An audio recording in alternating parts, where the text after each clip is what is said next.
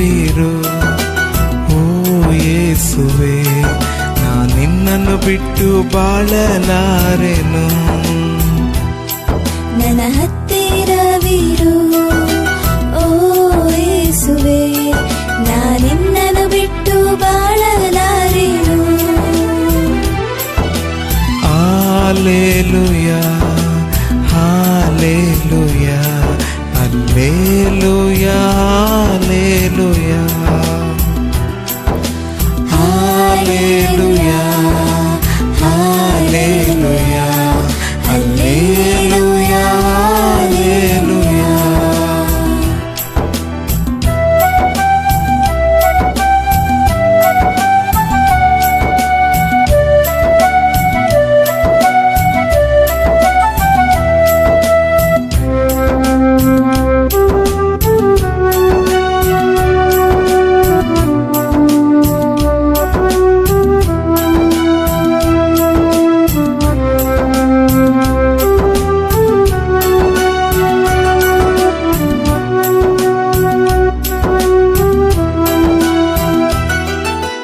ಕತ್ತಲೆಯ ಸಮಯದಿ ಬೆಳಕಾಗಿರು, ಮರಣದ ಸಮಯದಿ ಜೀವವಾಗಿರು.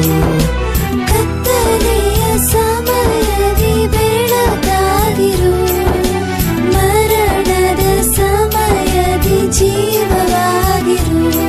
ನನ್ನ ಹತ್ತಿರವಿರು. நம்முடைய ஆண்டவரும் இரட்சகருமான இயேசு கிறிஸ்துவின் நாமத்தில் உங்கள் யாவருக்கும் என் அன்பை வாழ்த்துக்களை தெரிவித்துக் கொள்கிறேன். இந்த நாளில் உபவாச நாளில கூட உங்களோடு கூட தேவனுடைய செய்தியை பகிர்ந்து கொள்கிறதுல நான் மிகவும் மகிழ்ச்சி அடைகிறேன்.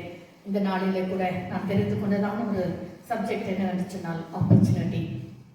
ஆப்பர்ச்சுனிட்டி என்று சொன்னால் a good chance, a favorite, a good occasion, favorable time. இந்த நல்ல ஒரு தருணத்தை நம்முடைய வாழ்க்கையில கர்த்தர் அநேக தருணங்களை தருகிறார். எந்தெந்த காரியங்களுக்காய் கர்த்தர் தருகிறார் என்று சொல்லி வேதத்தினுடைய ஆதாரத்தோடு கூட உங்களோட நான் இந்த காலவழியில என்னுடைய செய்தியை நான் பகிர்ந்து கொள்ள விரும்புகிறேன்.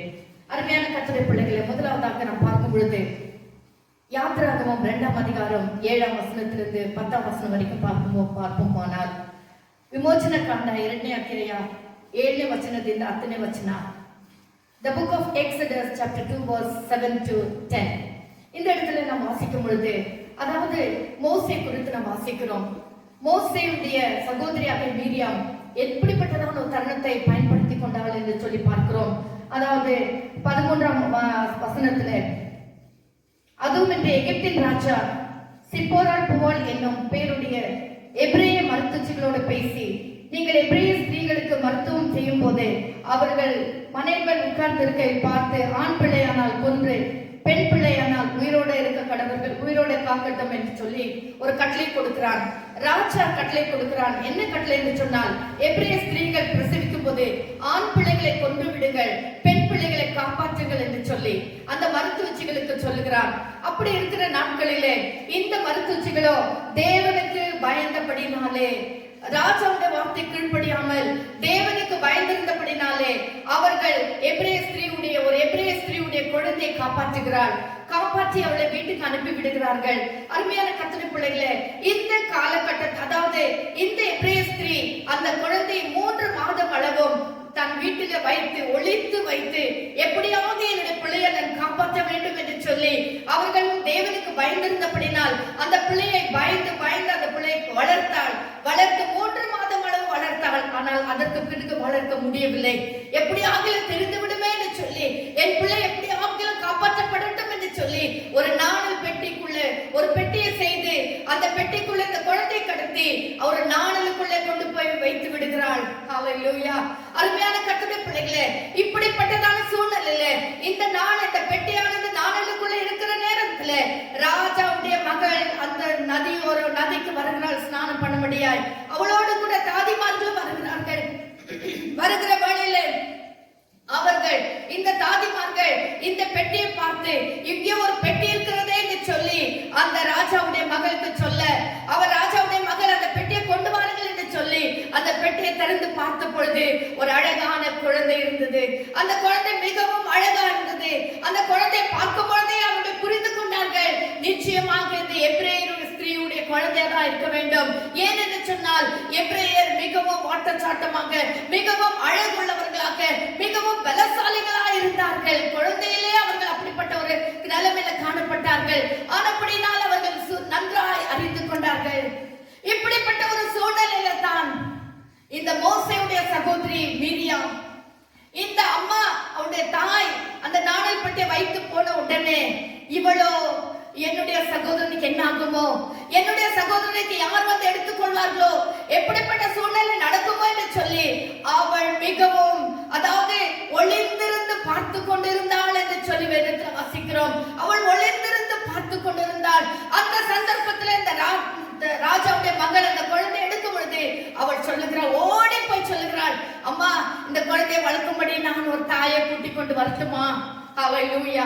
ஒரு தாயை நான் கூட்டிக் கொண்டு வரட்டுமான்னு கேட்ட உடனே அந்த ராஜாவுடைய மகள் போய் கூட்டிக் கொண்டு வா என்று சொன்ன உடனே இவள் ஓடி போகிறாள்.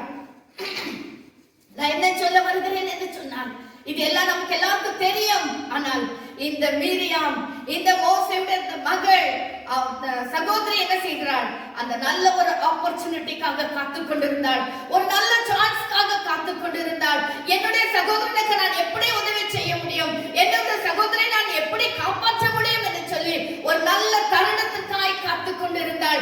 அந்த தருணம் கிடைத்த உடனே அவள் கொஞ்சம் கூட ஐயோ நான் ராஜாவுடைய மகள் கிட்ட எப்படி போய் பேசுவது, என்ன சொல்லுவார்களோ, என்ன கேட்பார்களோ என்று பயந்து இல்லாதபடி ஓடி போகிறாள். ஓடி போய் கேட்ட உடனே அந்த நல்ல ஆப்பர்ச்சுனிட்டியை, அந்த நல்ல தருணத்தை இந்த மீரியாம் பயன்படுத்திக் கொள்ளுகிறார்கள் என்று சொல்லி நாம் பார்க்கிறோம்.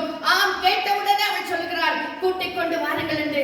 அவள் கூட்டிக் கொண்டு வந்த உடனே சொந்த தாயே கூட்டிக் கொண்டு வருகிறாள். ஹல்லேலூயா, ஹல்லேலூயா.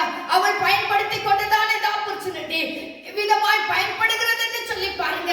சொந்த தாயே அவளோடு கூட இந்த குழந்தை வைத்து அவள் வளர்த்து அந்த ராஜாவுடைய மகளிடத்தில் ஒப்பு கொடுக்கிறார். அவள் வளர்க்கிற நாட்களிலே அவளுக்கு கொடுக்கிற சரீர பிரகாரமான ஆகாரம் மாத்திரமல்ல, ஒரு ஆவிக்குரிய ஆகாரத்தை நன்றாக போதித்து விட்டாள். ஹல்லேலூயா. உபாகமத்தில் சொல்லுகிறபடி நீ உட்காரும் போதும், நீ எழுந்திருக்கும் போதும், நீ படுத்திருக்கும் போதும் உன் பிள்ளைக்கு இவைகளை போதே என்று சொல்லி வசனத்தில் வாசிக்கிறபடியே இந்த மோசேயுடைய தாயானவள் அவள் அதிகமாக மோசேக்கு நாம் யார், நம் கர்த்தருடைய பிள்ளைகள், நாம் எப்படி இருக்கிறோம், எகிப்து தேசத்துல எவ்விதமான கஷ்டங்களை பட்டு கொண்டு இருக்கிறோம், இவர்கள் எல்லாம் உன்னுடைய சகோதரர்கள், இவர்கள் எல்லாம் கூட பிறந்தவர்களா, உன்னோட கூட இருக்கிறவர்கள் என்று சொல்லி அவள் எவ்விதமாக அவனுக்கு போதித்திருப்பார்கள் என்று சொல்லி பாருங்கள். ஆனப்படி நான் கர்த்தருடைய பிள்ளையே, இவன் மீண்டுமாக அரண்மனைக்கு வரும் பொழுது இவனுக்குள்ள ஒரு வைராக்கியம் வந்தது, மோசேயாக்குள்ள ஒரு வைராக்கியம் வந்தது.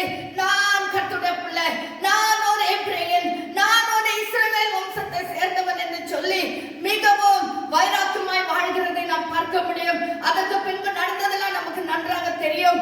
மோசே கர்த்தர் தண்ணியிலிருந்து எடுத்தபடினாலே அவருக்கு மோசே என்று பெயரிட்டாள் என்று சொல்லி நாம் பார்க்கிறோம். இந்த மோசேயானவர் என்ன செய்கிறார்? 6 லட்சம் பேரை நடத்தும்படியாக ஒரு பெரிய திடகாத்திரம் உள்ளவராக, ஒரு தைரியம் உள்ளவராக கர்த்தர் மோசே மாற்றிவிட்டார்.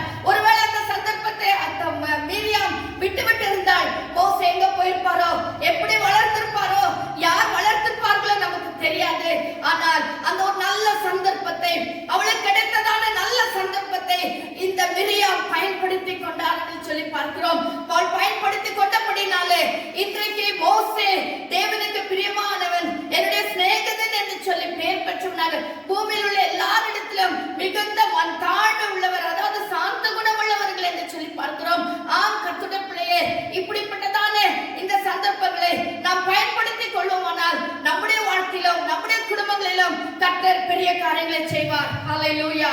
இரண்டாவதாக நாம் பார்க்கும் பொழுது எரேமியாவின் புத்தகம் 8ஆம் அதிகாரம் 20ஆம் வசனம், a good opportunity for repentance, அதாவது மன திரும்புதலுக்காக கிடைக்கிற ஒரு நல்ல சந்தர்ப்பம், ஒரு நல்ல தருணம். ஹல்லேலூயா. அதாவது இந்த வசனத்துல வாசிக்கிறோம், எரேமியா புத்தகத்திலே 8ஆம் அத்தியாயம் 20 வசனம், the book of Jeremiah chapter 8 verse 20 says, அறுப்பு காலம் சென்றது, கோடை காலமும் முடிந்தது, நாமோ ரட்சிக்கப்படவில்லை. ரட்சிப்புக்கு ஏதுவான ஒரு தருணம், அது எப்பவுமே நமக்கு அந்த தருணம் கிடைக்காது. கர்த்தர் ஒரு தருணத்தை வைத்திருக்கிறார். ஏதோ ஒரு சந்தர்ப்பத்துல, ஏதோ ஒரு சூழ்நிலையில நீ ஆண்டவராக இயேசு கிறிஸ்துவை ஏற்றுக்கொள்ள முடியாது, இன்னும் அதிகமாய் ஜெபிக்க முடியாது, நீ மனம் திரும்ப முடியாது, நீ கர்த்தரை அண்டிக் கொள்ள முடியாது. கர்த்தர் ஒரு நேரத்தையும் காலத்தையும் வைத்திருக்கிறார். அதாவது இந்த நாட்களில் நாம் பார்க்கும்போது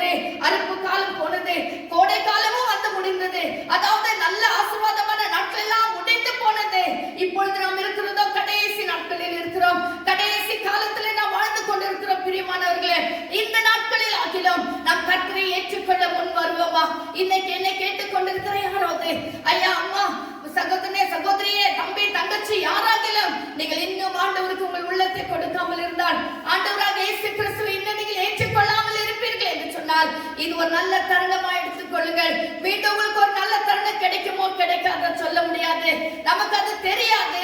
ஆனப்படினால் இந்த நல்ல தருணத்தை உங்களுக்கு, உங்களுடைய ஆண்டவருக்கு உங்கள் உள்ளத்தை ஒப்புக் கொடுங்கள். ஆண்டவராக இயேசு கிறிஸ்து உங்கள் சொந்த ரட்சகராய் ஏற்றுக்கொள்ளுங்கள். மனம் மாறுவோம், மனம் மாறுவோம். வசனத்துல வாசிக்கிறோம், பேதுரு பிரசங்கம் பண்ண ஆரம்பித்தார். அப்போஸ்தலர் 2ஆம் அதிகாரம் 38ஆம் வசனம், Acts 2:38 என்ன வாசிக்கிறோம்? மனம் திரும்ப ஞானஸ்நானம் பெற்றுக் கொள்ளுங்கள் என்று சொல்லி வாசிக்கிறோம். அப்போஸ்தலர் 17ஆம் அதிகாரம் 30ஆம் வசனத்துல வாசிக்கிறோம், Acts chapter 17 verse 30 says, அறியாமுள்ள காலங்களை தேவன் காணாதவர் போல இருந்தார், இப்பொழுதோ மனம் திரும்ப வேண்டும் என்று எங்கும் உள்ள மனுஷர் எல்லாருக்கும் கட்டளை எடுக்கிறாராம். அறியாமுள்ள காலங்கள், தெரியாத நாட்களில், தேவன் யார் என்று அறியாத நாட்களில், இது தவறு என்று சொல்லி தெரியாத நடந்து கொண்ட நாட்களில், நான் கர்த்தருக்கு பிரியமா இல்லை என்று சொல்லி தெரியாத இந்த நாட்களில் எல்லாம் கர்த்தர் காணாதவர் போல் இருக்கிறார். அவர் அதையெல்லாம் பொருட்படுத்தவே இல்லை, அதை அவரெல்லாம் கணக்குல வைக்கல. ஆனால் இப்பொழுதோ கர்த்தர் சொல்லுகிறார், மனம் திரும்புங்கள். ஹல்லேலூயா, மனம் திரும்ப வேண்டும் என்று சொல்லி எங்கும் உள்ள மனுஷர் எல்லாருக்கும் கட்டளை எடுக்கிறாராம். ஆனபடினால் அருமையான கர்த்தருடைய பிள்ளைகளே, நாம் மனம் திரும்புவோம். தேவனாகிய இயேசுவை நம் சொந்த ரட்சகராய் ஏற்றுக்கொள்வோம். ஹல்லேலூயா. லூக்கா எழுதின சுவிசேஷம் 13ஆம் அதிகாரம் 3ஆம் வசனத்துல வாசிக்கிறோம், நீங்களும் மனம் திரும்பாமல் போனால் அப்படியே அழிந்து போவீர்கள் என்று சொல்லி. மனம் திரும்பாமல் போனால் நம் ஆத்துமாவும் நம் சரீரம் அழிந்து போய்விடும். மத்தேயு 4ஆம் அதிகாரம் 17ஆம் வசனத்துல வாசிக்கிறோம், repent for the kingdom of God is at hand என்று பார்க்கிறோம். மனம் திரும்புங்கள், பரலோக ராஜ்யம் சமீபமா இருக்கிறது. அதே லூக்கா எழுதின சுவிசேஷம் 3ஆம் அதிகாரம் 8ஆம் வசனத்துல வாசிக்கிறோம், மனம் திரும்புதலுக்கு ஏற்ற கனிகளை கொடுங்கள் என்று சொல்லி. மனம் திரும்பினவர்கள் ஒவ்வொரு நாளும் மனம் திரும்புதலுக்கு ஏற்ற கனிகளை கொடுக்க வேண்டும். நமக்கு கிடைக்கிறது நல்ல சந்தர்ப்பத்தை, இந்த நல்ல ஆப்பர்ச்சுனிட்டியை யூஸ் பண்ணிக்கிட்டு நாம் மனம் திரும்புதலுக்கு ஏற்ற கனிகளை கொடுப்போம். கர்த்தர் நம்மை ஆசீர்வதிப்பார். மூன்றாவதாக நாம் வாசிக்கும் பொழுது மத்தேயு எழுதின சுவிசேஷம் 25ஆம் அதிகாரம் 14ஆம் வசனத்திலிருந்து 29ஆம் வசனம் வரைக்கும் நாம் வாசிக்கும் பொழுது என்ன வாசிக்கிறோம் என்று சொன்னால், தாளந்தை குறித்து நாம் வாசிக்கிறோம். என்ன வாசிக்கிறோம்? அதாவது ஒரு பரலோக ராஜ்யம் அநேக காரியங்களுக்கு ஒப்பனையாக சொல்லப்படுகிறது. அதுல முதலாவதாக நாம் பார்க்கும்போது, அன்றைய பரலோக ராஜ்யம் புரதேசத்துக்கு பிரயாணமாய் போகிற ஒரு மனுஷன் தன் ஊழியக்காரரை அழைத்து தன் ஆஸ்திகளை அவர்கள் வசமாய் ஒப்பு கொடுத்தது போல இருக்கிறதே என்று சொல்லுகிறார். ஒரு மனுஷன் தூர தேசத்துக்கு போகிறான். அவன் போகிற வழியில வேலைக்காரரிடத்துல தன் ஆஸ்திகள் எல்லாம் ஒப்பு கொடுத்து விட்டு போகிறதுக்கு ஒப்பனையா இருக்கிறது என்று சொல்லி பார்க்கிறோம். அது போலதான் என்ன செய்கிறான், அவனுடைய திறமைக்கு தக்கதாக ஒருவனுக்கு 5 தாலந்தும், ஒருவனுக்கு 2 தாலந்தும், இன்னும் ஒருவனுக்கு 1 தாலந்துமாய் கொடுத்து போகிறான். அவரவர்களுடைய திறமைக்கு தக்கதாக. இந்த நாட்களிலும் கூட கர்த்தர் நம்ம வெறுமையாக ரட்சிக்கவில்லை, நம்ம வெறுமையாக தெரிந்து கொள்ளவில்லை, நம்ம வெறுமையாக அழைக்கவில்லை. நமக்கு நம்முடைய திறமைக்கு தக்கதாக நம்மை அழைத்து, நம்மை அபிஷேகித்து, நம்மை பேர் சொல்லி அழைத்த தேவன் நம்முடைய திறமைக்கு தக்கதாக நம்ம எல்லாருக்குமே தாளந்துகளை கொடுத்திருக்கிறார். ஒருவேளை உங்கள் திறமைக்கு தக்கதாக ஒருவேளை 5 தாளந்தா இருக்கலாம், ஒருவேளை 2 தாளந்தா இருக்கலாம், அல்லது 1 தாளந்தா இருக்கலாம். எவ்வளவு தாளந்து நம்முடைய கருத்தில் இருந்தாலும் அந்த தாளந்தை நாம் எப்படி பயன்படுத்தி கொண்டிருக்கிறோம்? ஒருவேளை நீங்கள் அழகா பாடுகிறவர்களா இருக்கலாம், ஒருவேளை நீங்கள் வேதத்தை அதிகமா வாசித்து தியானிக்கிற ஒரு தாளந்தா இருக்கலாம், தேவ ரகசியங்களை அறிந்து கொள்ளுகிற ஒரு தாளந்தா இருக்கலாம், அல்லது நன்றாய் செபிக்கிற ஒரு தாளந்தா இருக்கலாம்.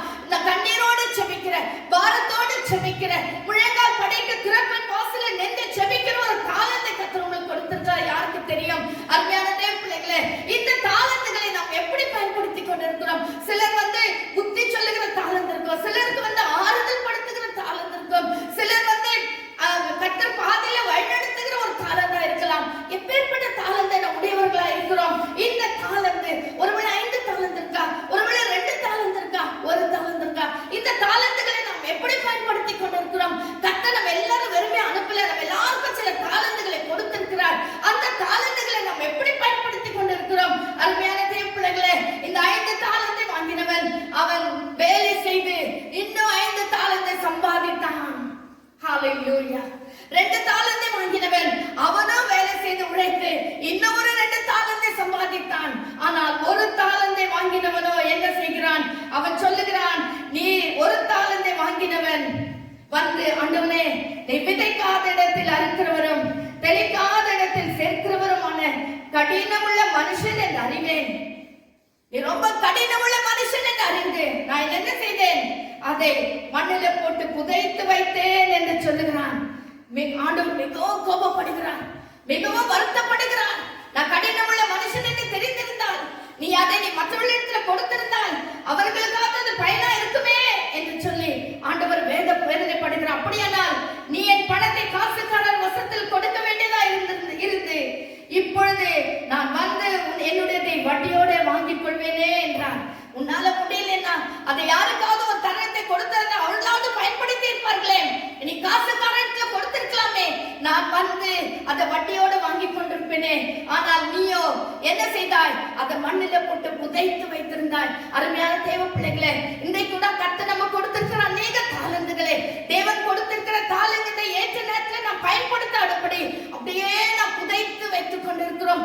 யார் என்ன சொல்லிடுவாங்களோ, அவங்க என்ன நினைப்பாங்களோ, இவங்க என்ன நினைப்பாங்களோ, நான் பேசினா இவங்க என்ன நினைப்பாங்களோ, என்னை கேலி பண்ணுவாங்களோன்னு சொல்லி நீ இன்னத்தும் கூட அதே யோசனையோட கூட இருக்கிறாய் அல்லவா கர்த்தருடைய பிள்ளையே? அதை எல்லாம் நீ விட்டு தேவனோடு கொடுத்த தாளந்தை இந்த நாட்களிலே பயன்படுத்த முடியாது. இந்த கால உபவாச நாளிலே பரிசுத்த ஆவியானவர் நம்மோடு பேசிக் கொண்டிருக்கிறார். 29ஆம் வசனத்துல வாசிக்கிறோம், உள்ளவன் எவனோ அவனுக்கு கொடுக்கப்படும், இல்லாதவன் எவனோ அவனுக்கு, அதாவது உள்ளவன் எவனோ அவனுக்கு கொடுக்கப்படும், பரிபூர்ணமும் அடைவான்.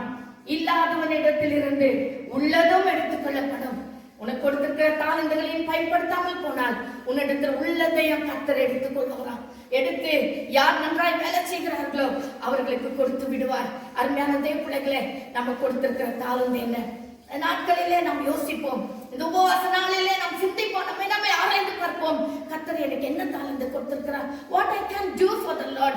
What are the talents I have in my life? What God has given? கர்த்தர் எனக்கு என்ன கொடுத்திருக்கிறார்? அதை நான் எப்படி பயன்படுத்தி கொண்டிருக்கிறேன்? அதை இந்த நல்ல தருணத்திலே நான் பயன்படுத்துகிறேனா அல்லது புதைத்து வைத்திருக்கிறேனா என்று சொல்லி நாம் ஆராய்ந்து பார்க்க பரிசுத்த ஆவியானவர் தாமே நமக்கு உதவி செய்வாராக. 4ஆவதாக பார்க்கும் பொழுது மத்தேயு எழுதின சுவிசேஷம் 25ஆம் அதிகாரம் 44ஆம் வசனத்தை வாசிக்கிறோம். மத்தேயு 25ஆம் அதிகாரம் 44ஆம் வசனம்.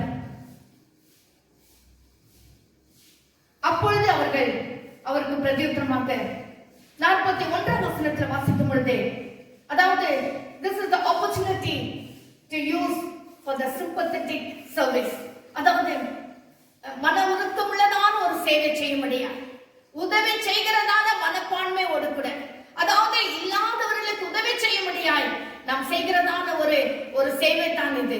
இந்த சேவையில இந்த ஆப்பர்ச்சுனிட்டியை நாம் எப்படி யூஸ் பண்ணி கொள்கிறோம், இந்த நல்ல சான்ஸை நாம் எப்படி பயன்படுத்திக் கொள்கிறோம் என்று சொன்னால் நாம் வாசிக்கிறோம் 41ஆம் வசனத்துல, அப்பொழுது இடது பக்கத்தில் நிற்பவர்களை பார்த்து, சபிக்கப்பட்டவர்களே, என்னை விட்டு பிசாசுக்காகவும் தூதர்களுக்காகவும் ஆயத்த பண்ணப்பட்டிருக்கிற நித்திய அக்கினியிலே போங்கள் அப்படின்னு சொல்லுகிறார். நான் பசியாய் இருந்தேன், நீங்கள் எனக்கு போஜனம் கொடுக்கவில்லை. தாகமாய் இருந்தேன், நீங்கள் என் தாகத்தை தீர்க்கவில்லை. அந்நியனாய் இருந்தேன், நீங்கள் என்னை சேர்த்துக் கொள்ளவில்லை. வஸ்திரமில்லாது இருந்தேன், நீங்கள் எனக்கு வஸ்திரம் கொடுக்கவில்லை. வியாதி உள்ளவனாகவும் காவலில் வைக்கப்பட்டவனாயும் கண்டு இருந்தேன், நீங்கள் என்னை விசாரிக்க வரவில்லை. ஆண்டு சொல்லுகிறார், சபிக்கப்பட்டவர்களே என்று சொல்லுகிறார். அருமையான கர்த்தருடைய பிள்ளைகளே, ஏன் அப்படி சொல்றாருன்னா, நான் இப்படிப்பட்ட நிலைமையில இருந்தேன், ஆனா நீங்கள் எனக்கு எதுவுமே செய்யவில்லை. இப்படி ஆண்டவர் சொன்ன உடனே இந்த ஜனங்கள் எல்லாம் கேட்கிறாங்க, ஆண்டவரே, நீர் எப்பொழுது பசியா இருந்தீர்?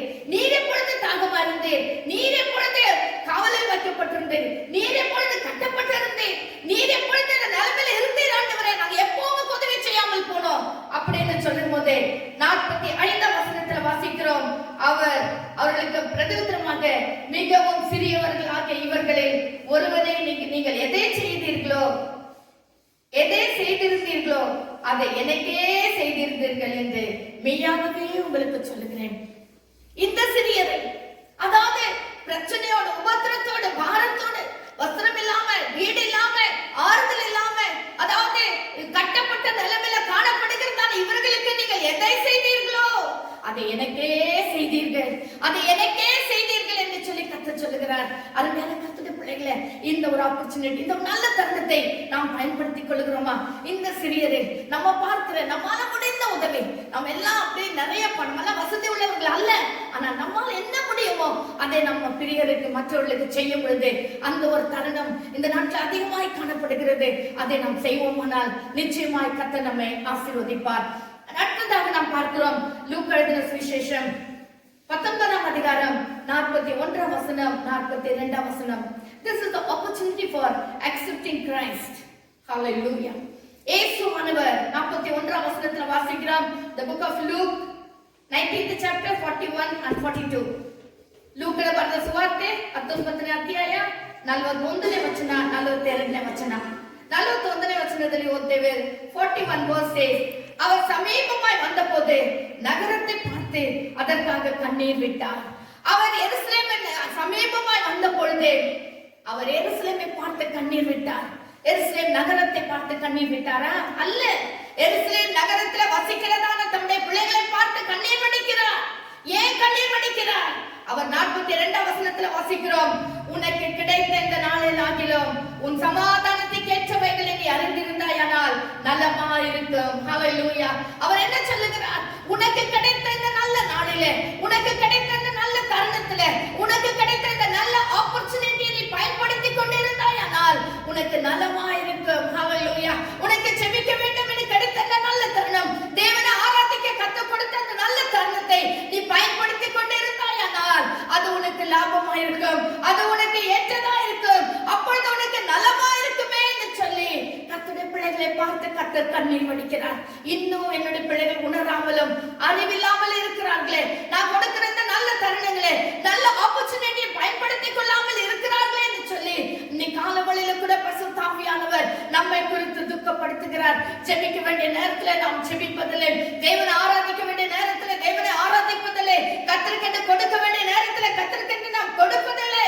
அருமையான கர்த்தருடைய பிள்ளைகளே, நாம் தருணங்களை நாம் வீணாக்கி கொண்டு இருக்கிறோம். கர்த்தர் கொடுக்கிற நல்ல தருணங்களை வீணாக்கி கொள்ளுகிறோம். இதோ ராக்காலம் வருகிறது, ஒருவனை கிரியை செய்ய கூடாத ராக்காலம் வருகிறது, அது வந்து கொண்டே இருக்கிறது. வெகு சீக்கிரமா இதற்கு நேராக நாம் சென்று கொண்டு இருக்கிறோம். ஆம் கர்த்தருடைய பிள்ளையே, இந்த ராக்காலம் வருவதற்கு முன்பதாக எந்த அளவுக்கு நாம் கர்த்தரை ஆராதிக்க முடியும், எந்த அளவுக்கு கர்த்தரை மகிமைப்படுத்த முடியும், எந்த அளவுக்கு கர்த்தரை நாம் கனப்பட முடியுமோ அந்த அளவுக்கு நாம் கர்த்தரை தேட ஆரம்பிப்போம், அந்த அளவுக்கு நாம் செபிக்க ஆரம்பிப்போம், அந்த அளவுக்கு கர்த்தரை மகிமைப்படுத்த ஆரம்பிப்போம்.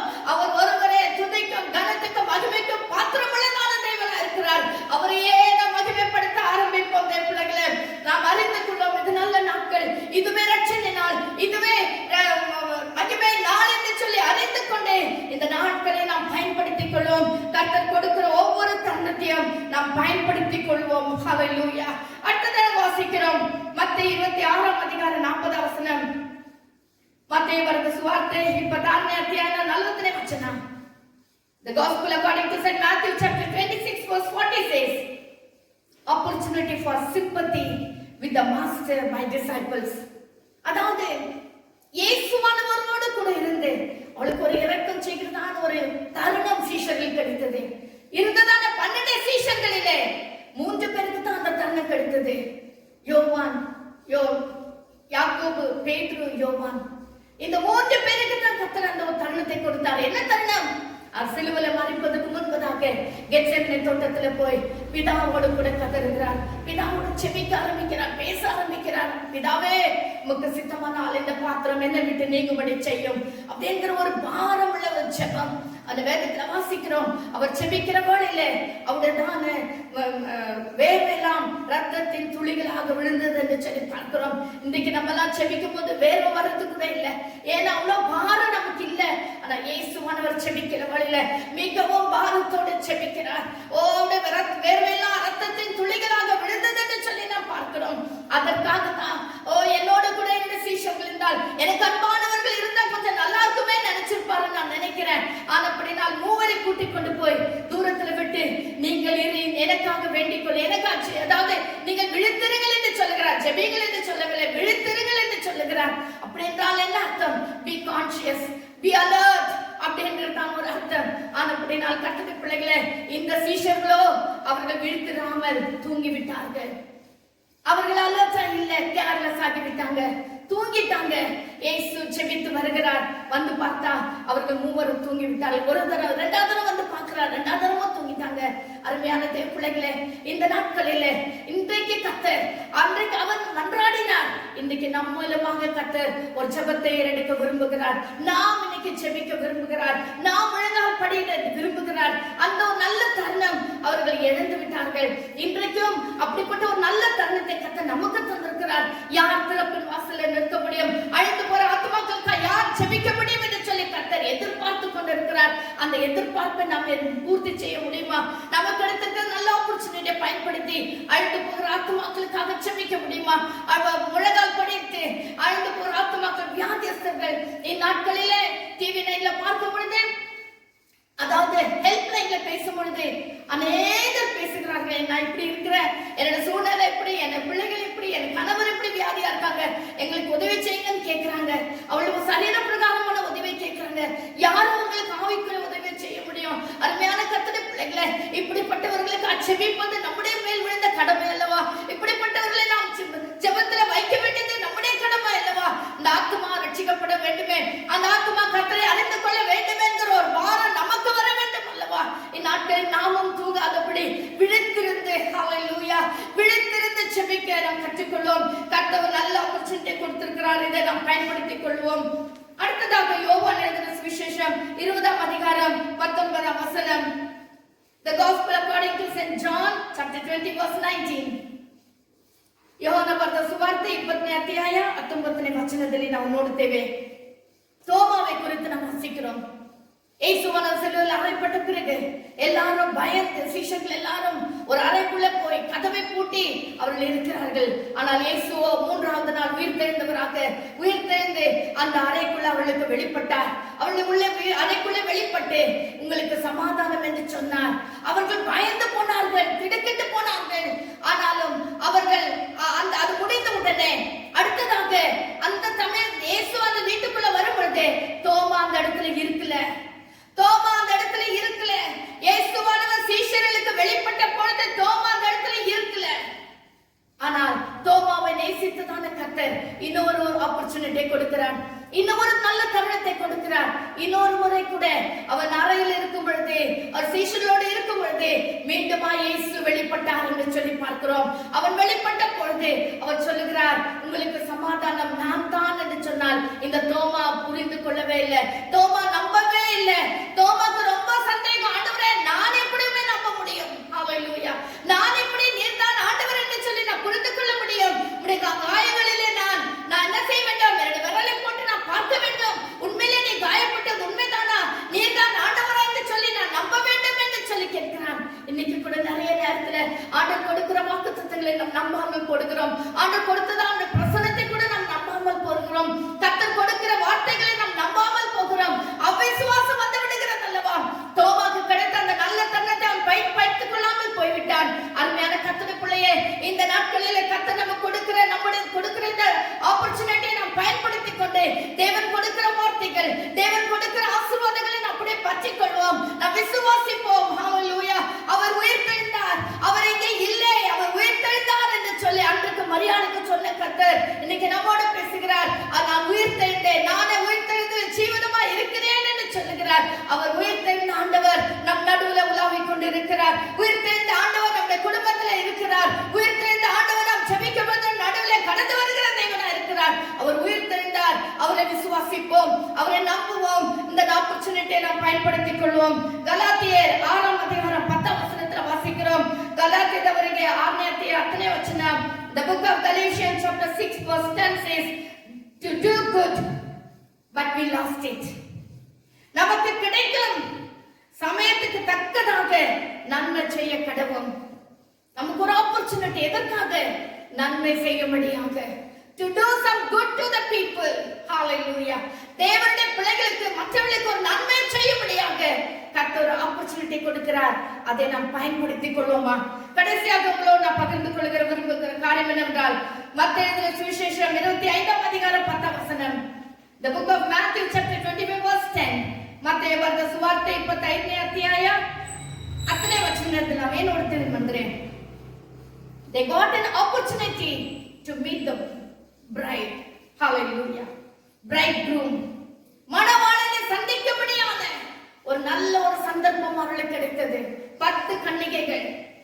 கன்னிகைகள் என்று சொன்ன the virgins, கரைப்படாதவர்கள், அதாவது கரைத்திரை இல்லாதவர்கள், பரிசுத்தமானவர்கள் தான். ஆனா அவர்களுக்குள்ள ஆயத்தம் இல்லாமல் போனது. பரிசுத்த ஆவியிடம் எண்ணெய் இல்லாமல் போனது. மணவாளனை சந்திக்க வேண்டுமானால் பரிசுத்த ஆவியாகிய எண்ணெய் நம்முடைய வாழ்க்கையில் நிறைந்திருக்க வேண்டும்.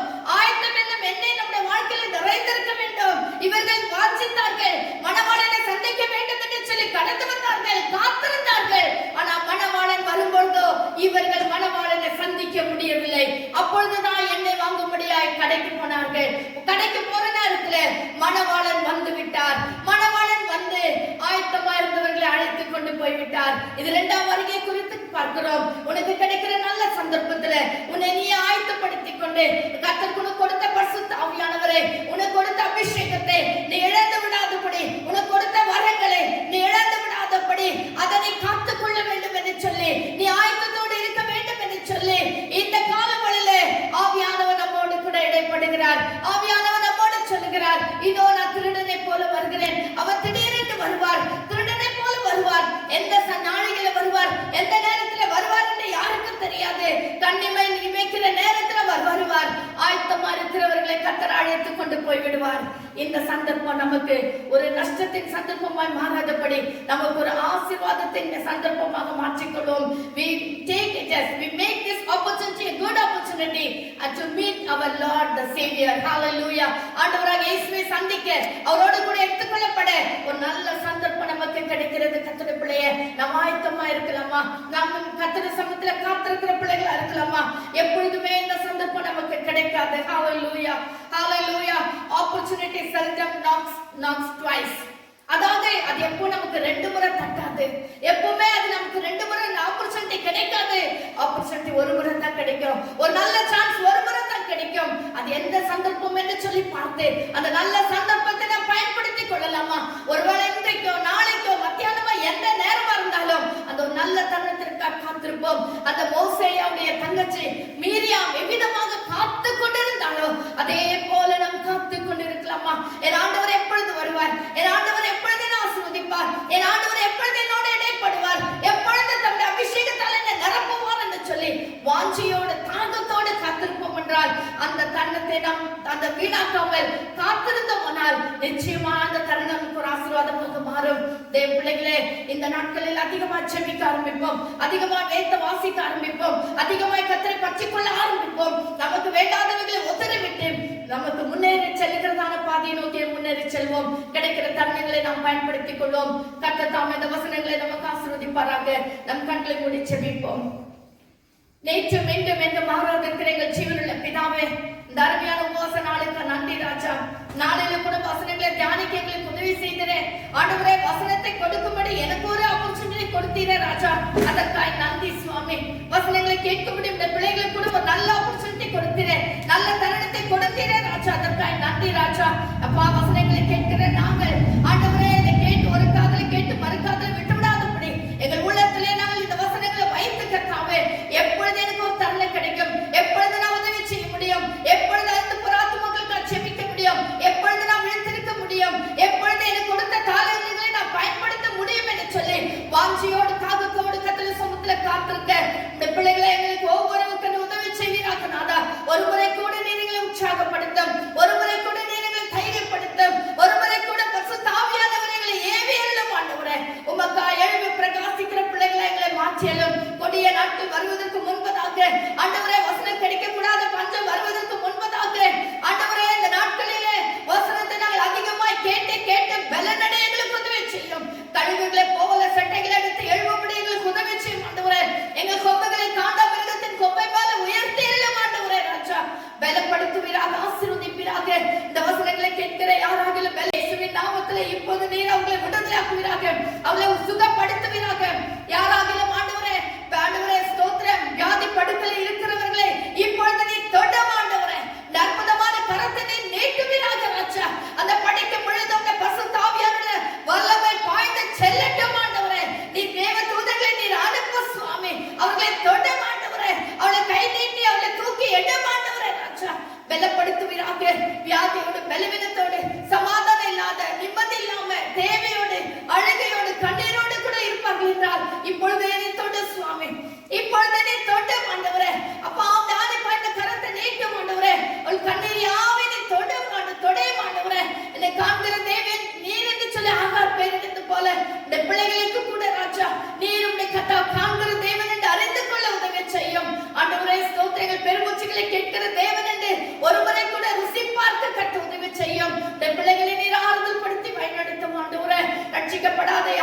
கேட்பார்களால் தங்கள் ஆத்துமாவை ரட்சிப்புக்கு நேரம் நடத்தும் ஆண்டவரே. உம்மை சொந்த ரட்சகராய் ஏற்றுக்கொள்ள கிருபை தாரும் ஆண்டவரே. இவளை பலப்படுத்தும். கிடைக்கிற இந்த நல்ல நாளிலே, இந்த நல்ல தருணத்திலே உம்மை ஏற்றுக்கொள்ள உதவி செய்யும். ஒவ்வொரு பிள்ளைகளை நீர் ஆசீர்வதிக்கவே ஆசீர்வதிப்பீராக. நன்மையினால் கிருபையினால் இடை கட்டுவீராக ராஜா. விசேஷித்த ஆசீர்வாதங்களால் நிறைத்தல்லும் தாழ்த்துகிறோம். அன்பின் கரங்களில் ஒப்பு கொடுக்கிறோம். துதி கனம் மகிமை உமக்கே செலுத்துகிறோம். எங்களுக்காக மரித்து உயிர்த்தெழுந்த இயேசுவின் நாமத்தில் ஜெபிக்கிறோம் எங்கள் ஜீவனுள்ள பிதாவே. ஆமென், ஆமென். கர்த்தர் தாமே நம் அனைவரும் ஆசீர்வதிப்பாராக. ஆமென்.